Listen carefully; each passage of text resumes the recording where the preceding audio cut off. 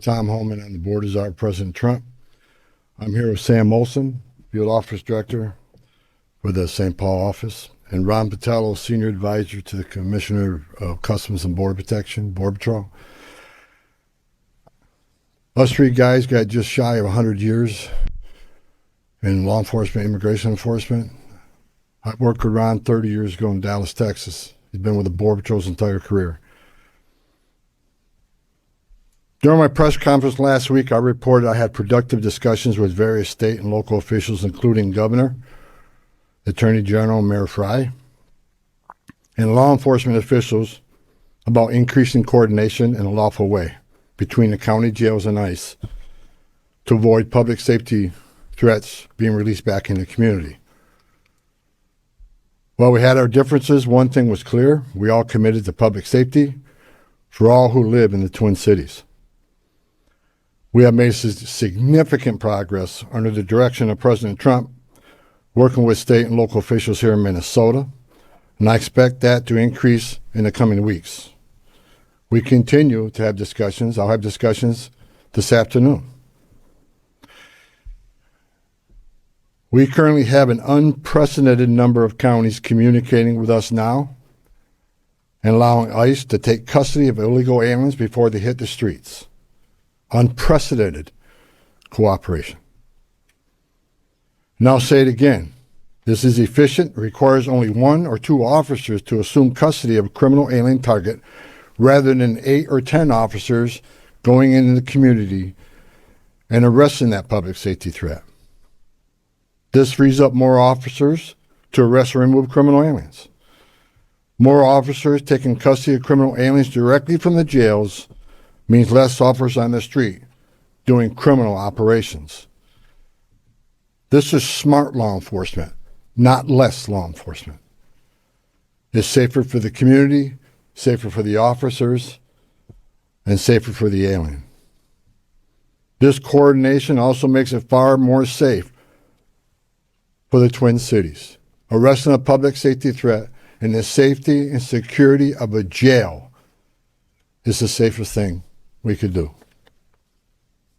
Further, less public safety risks are being released back into the communities, reduces recidivism, so local law enforcement can direct their limited resources to other public safety matters in their community. This is another priority of President Trump. The state prisons already cooperate with ICE on this coordinated transfer of custody, and we thank them for that partnership, and we plan to do more with them. I also want to reiterate and emphasize we are not requiring jails to hold people past their normal release time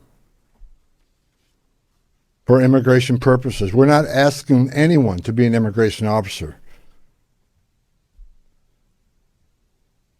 We are not asking any state or local official to do immigration enforcement activity. They are not. By merely notifying us before they release them, they don't hold them 1 minute past they normally would. Given this increase in unprecedented collaboration,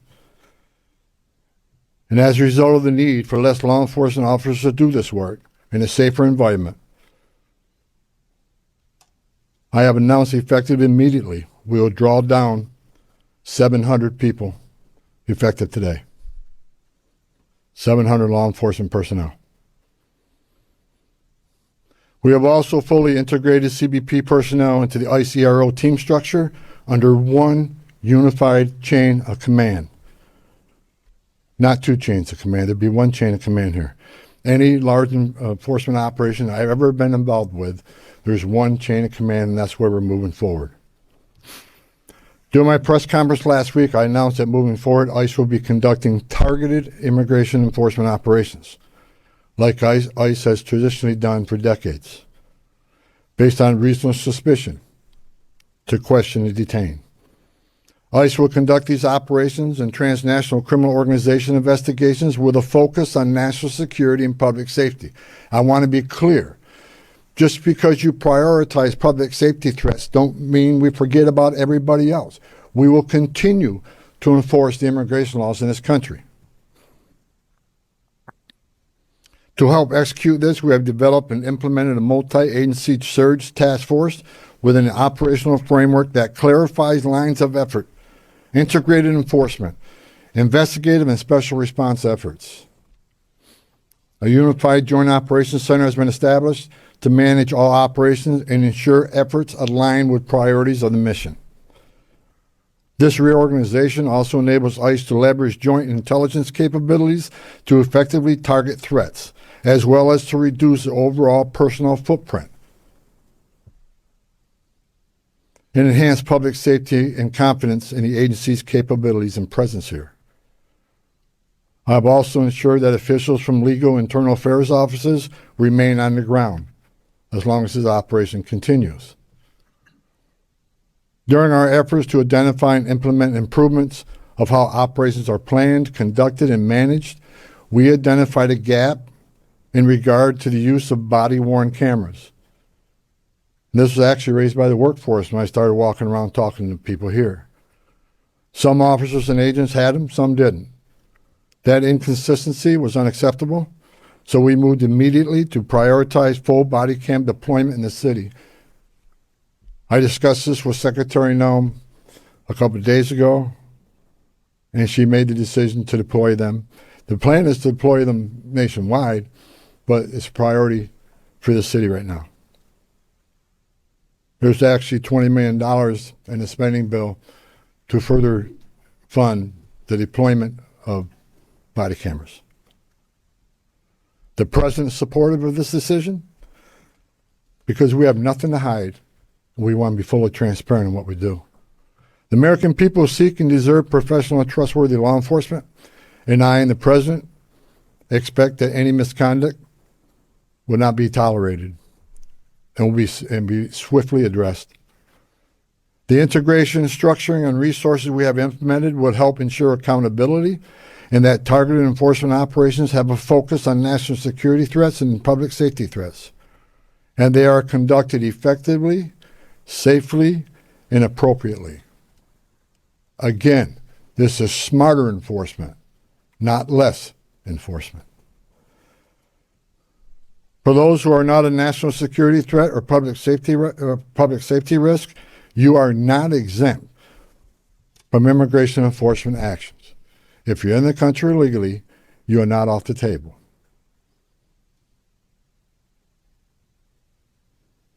And let me be clear, President Trump fully intends to achieve mass deportations during this administration, and immigration enforcement actions will continue every day throughout this country.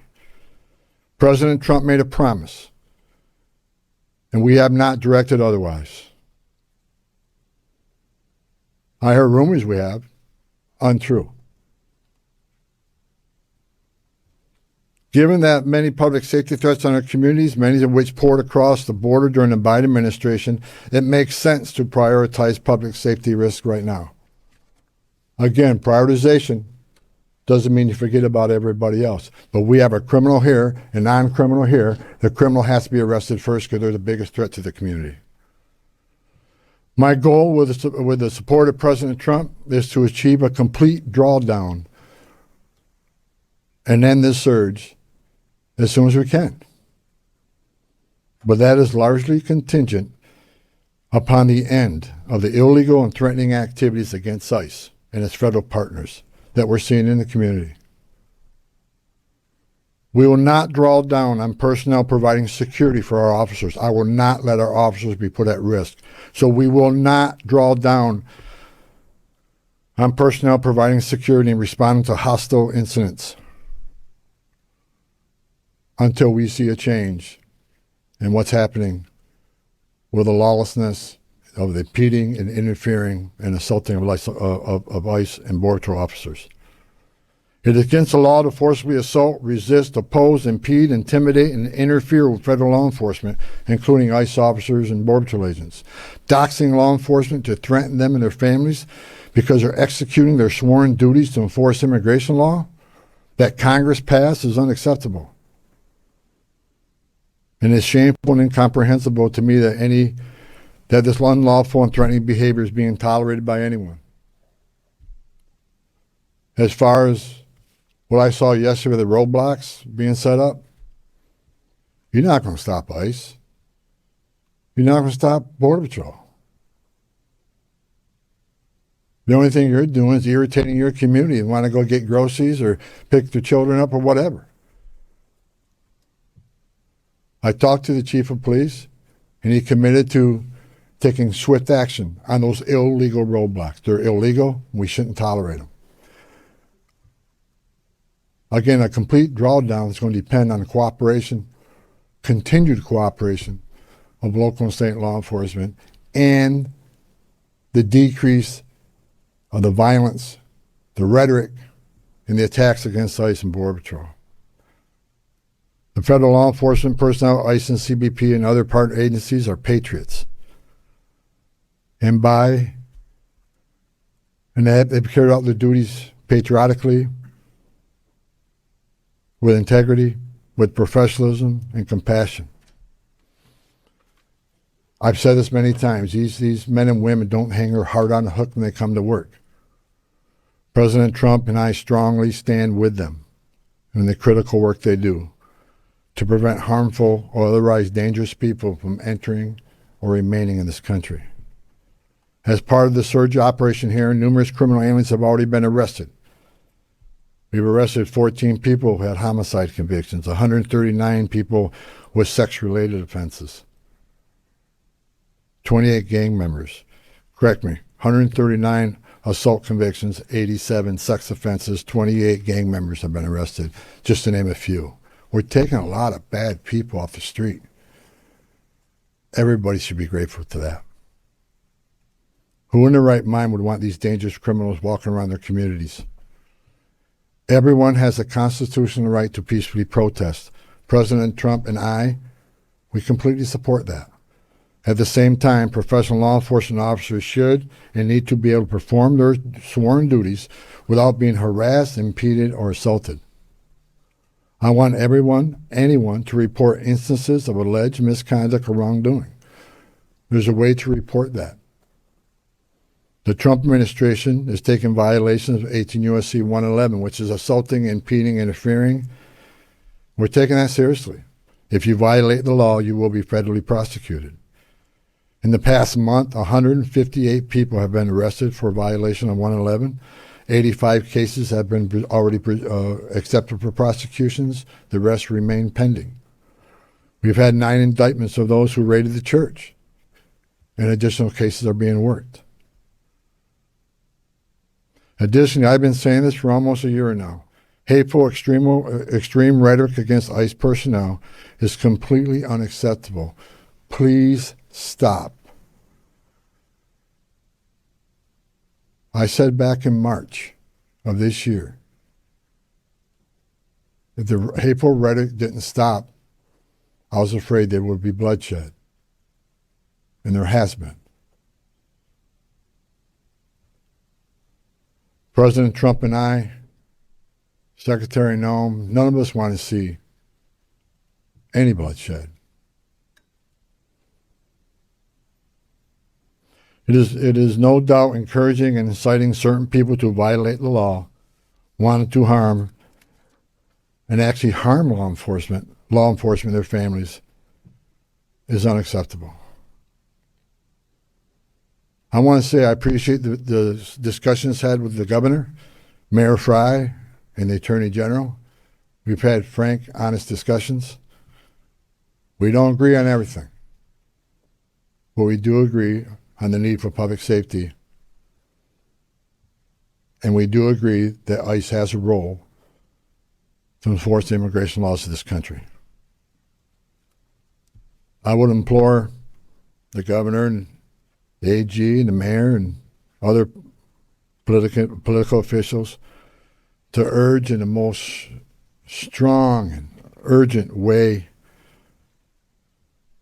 to ask for calm in the community and to end the resistance, the impediment, the interference, again, protest. But stop impeding, stop interfering, stop violating the law, because we will arrest you. In closing, President Trump and I would like to thank the men and women of ICE, Border Patrol, and other federal agencies on the ground here. for your dedication to the oath you swore to enforce the federal laws and promote public safety through the work you do. That hasn't been easy. I know the sacrifices you made. I know the sacrifices your families make.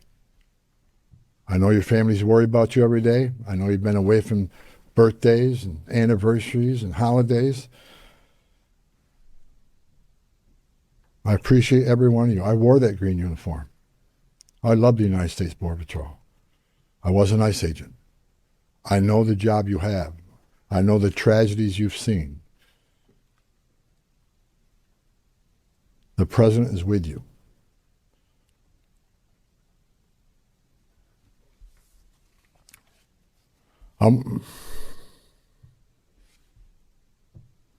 Again, I want to thank Governor Walz, Attorney General, and Mayor for the candid, insightful, productive discussions we had. Again, I'm not saying we agree on everything, but I think we all already accomplished great things in Minnesota. I am optimistic we will achieve even more in the coming days to make this city safer. I would also like to thank the numerous local law enforcement officials I was able to meet with the last 9 days since I arrived here. I appreciate hearing from local law enforcement, their perspective on what's happening. I appreciate the desire to enhance communications between their agencies and our agencies, and that communication has been vastly improved. I truly appreciate your commitment to respond to federal law enforcement in a time of need. Every chief I talked to, every one of them, promised to respond to any public safety issue when our officers out doing their sworn duty and people start crossing the line and they start impediment, interference. Every police chief has committed to doing their job and enforce public safety. We talked to a lot of sheriffs throughout the nation. We have unprecedented cooperation. I've yet to talk to a sheriff that said no. There's still more sheriffs we are in discussions with and talking to, but I have not heard no. I think they want to do the right things for the communities too. Lastly, I'd like to thank President Trump for his steadfast leadership and commitment to law enforcement, public safety, and prosperity. I've said this many times. I've worked for 6 presidents and 10 administrations. When it comes to public safety, border security, immigration enforcement, no one's done it better than President Trump. His success is unprecedented. Later on today, Secretary Noem is having a press conference on our southern border, the most secure border in the history of this nation, because of the leadership of President Trump and the men and women over there wearing green uniform. Most secure border in the history of this country, which means less children are dying making that journey, less women and children are being sex trafficked, less fentanyl getting this country to kill our young people, less known suspected terrorists being released in this country. The most secure border in a lifetime gives us the strongest national security we've seen. You can't have strong national security without strong border security. I wish I could be at that press conference, but the president has called me here. I just had a small part in it.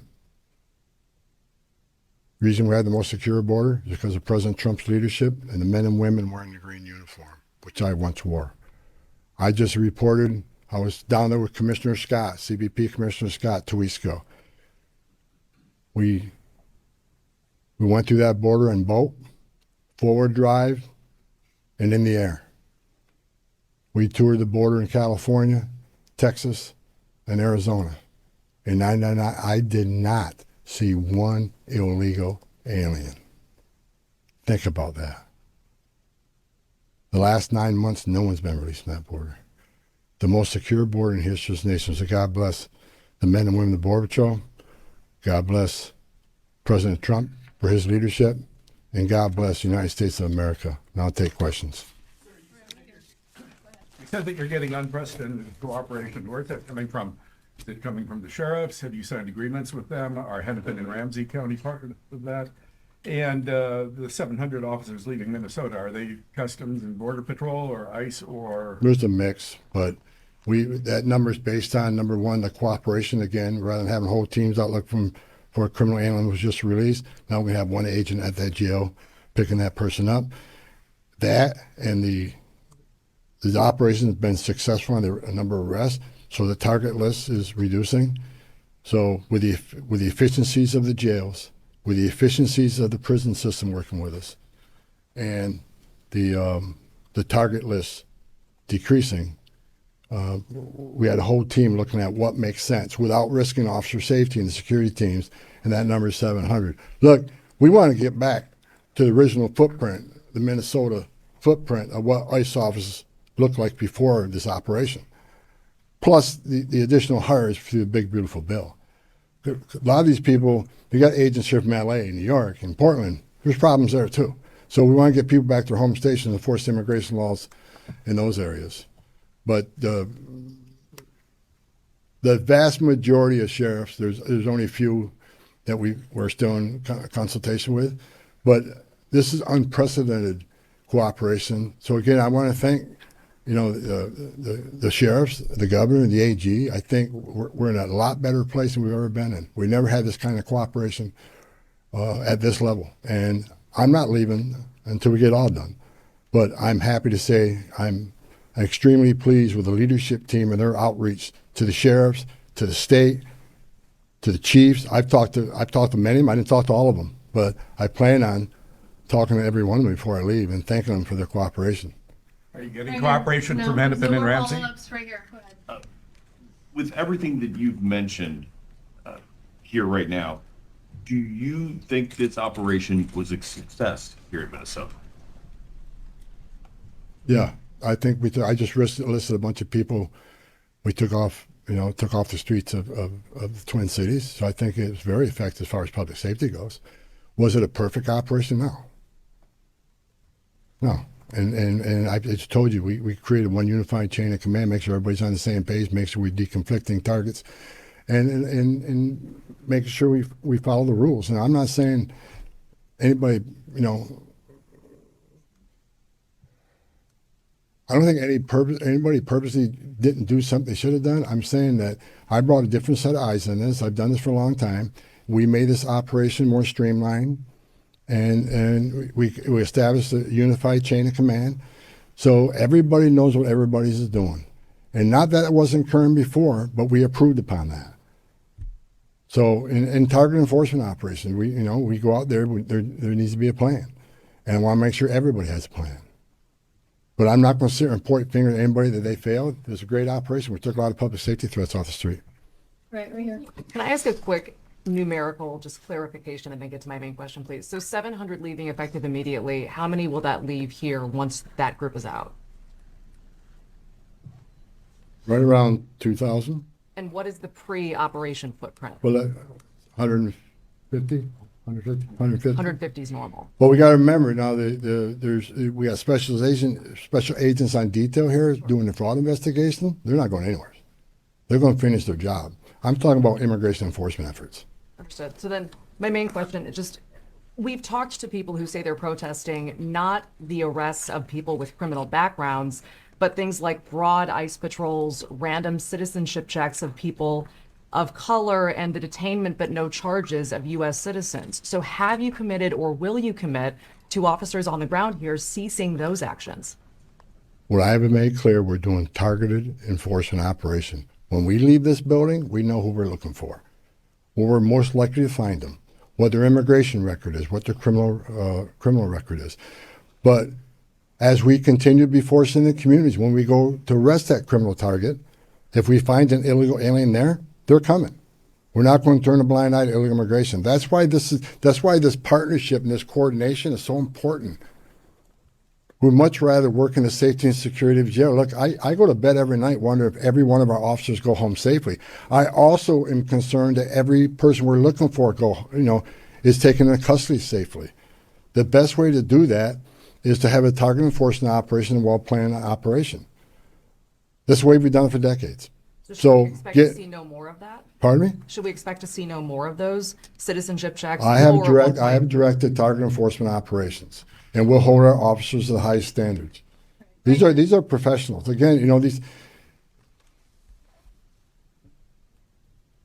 I wish every one of you could put that gun on your hip, put that Kevlar vest on, and go out there and put up what they put up with. Considering the hate, the rhetoric, the attacks, I think they performed remarkably, and I'm proud of them. We came here, President Trump sent me here. I didn't ask to come here. President Trump sent me here to help de-escalate what was going on. We're not surrendering our mission. We're not walking away from our mission. We're just making this more effective and more smart. This is smart law enforcement. Smart law enforcement makes it safer. Right here. Realistically, how much work is there left to do here? And with this unprecedented cooperation, how long could this take, best case scenario in your eyes, to get the job done? Look, I said it. We want to get out. We want to get back to the normal operational footprint here, but that depends on the people out there putting up illegal roadblocks. That depends on people that want to intimidate and interfere and put hands on ICE officers. Tone down the rhetoric. Stop violating the law and impeding and interfering with us, and they'll draw down quicker. I still got more discussions to have with some local law enforcement officers looking for their cooperation. The more cooperation we get, the less rhetoric and hate we see, and the less attacks means we can draw down even more quicker. So, you know, a lot of this has to do with assistance from the community. We want to get these men and women home. They got a job to do at home, and I think we come a long ways. I'm actually, yesterday afternoon I was sitting on my chief of staff. I'm actually amazed at the cooperation and agreements we already talked about, and the willingness to work with us. We're doing better than I ever thought we would, seriously, and I'm excited about getting back to the business of enforcing immigration law without without arresting people for 111 for interference and impeding. We just want to do what we've done for 30 years, 40. I've done it for 40 years. We want to get back to doing the job, and that's what we plan on doing. And we're not. I want to keep this because I keep hearing it and hearing it and hearing it. We're not surrendering the president's mission on a mass deportation operation. If you're in the country illegally, if we find you, we'll deport you. But this is about target enforcement operation, and that's what we're going to be doing. Last question, go ahead. You've been talking about these filter blockades. People, just regular people, protesters are checking IDs, they're running people's plates, and they're not letting people who they think are ICE agents through. But we've seen Minneapolis Police Department roll by and ask these protesters, are they doing okay? And they let these things stay up for extended periods of time. What do you make of NPD's lack of action on this matter? When I was away to where the roadblocks yesterday, I called the chief of police, and he went and disbanded them after I got off the phone with him. He has promised to take enforcement action. It's illegal. You can't do that. And again, a message to those folks, what are you doing? You really think you can stop an ICE and CBP from doing the job? It's a joke. Only people you're hurting is your own community who wants to go and get groceries, pick up the dry cleaning, or go to work, whatever. You're just hindering them. Stop. Stop.